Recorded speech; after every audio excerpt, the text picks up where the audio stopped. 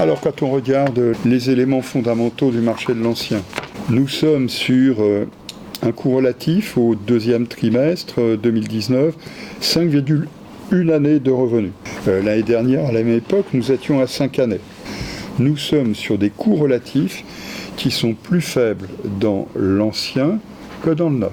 Nous sommes aussi sur un marché qui est un marché où le coût des opérations progresse moins vite que dans le neuf.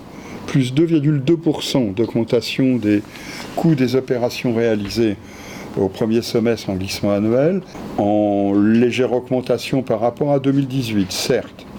Mais surtout, quand on regarde, ce qui est important, c'est que nous sommes sur des revenus des ménages qui réalisent ces opérations en augmentation de 1,1% au premier semestre, comme en 2018.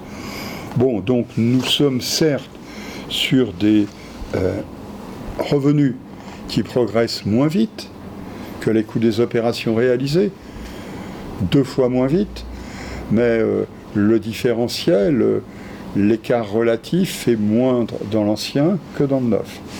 Bon, toujours est-il que dans l'ancien, qui bénéficie très largement d'une baisse des taux d'apport personnel, dans l'ancien, nous sommes au premier semestre avec une baisse de 8,6% du montant moyen de l'apport personnel. C'est prodigieux comme évolution. Donc ce qui fait que là où nous étions l'année dernière à 18% de taux d'apport personnel, nous sommes maintenant à 15,8% d'apport personnel. Derrière cela, nous avons toujours la transformation de la clientèle, dans l'ancien comme dans le neuf. Nous sommes maintenant sur des moins de 35 ans qui représentent 47,8%, c'est-à-dire 4 points de plus que durant les années 2015-2017, et nous sommes sur des moins de 3 SMIC qui représentent 39,2% du marché, c'est-à-dire plus de 3 points de plus qu'entre 2015 et 2017.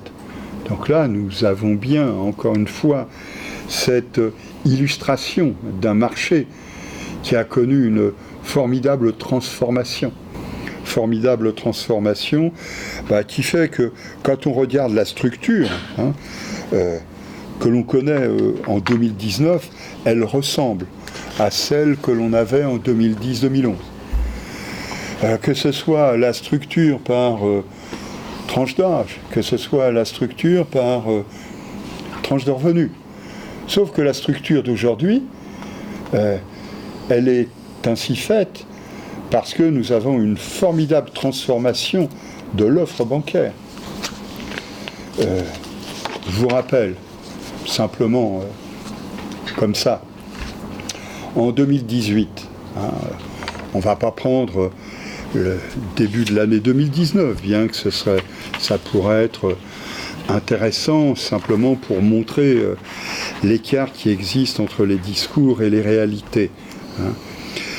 Nous sommes en 2018 à moins de 20 000 prêts à taux zéro dans l'ancien.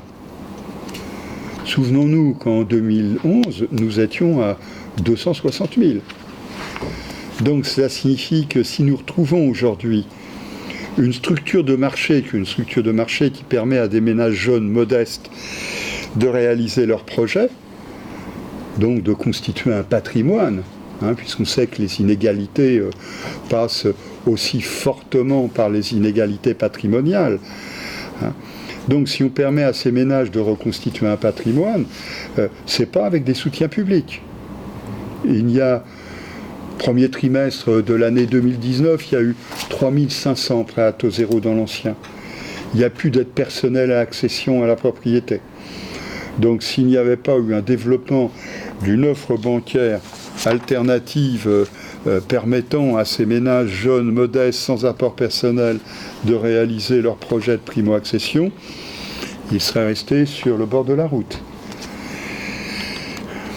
Et ce qui a comme conséquence cet élargissement du marché, sans précédent, soyons clairs, cet élargissement du marché, en 2019, qui fait suite au rebond de l'année 2018, du second semestre 2018, nous met au deuxième trimestre sur une production en augmentation de 11% en glissement annuel et un nombre de prêts en augmentation de 7% en glissement annuel.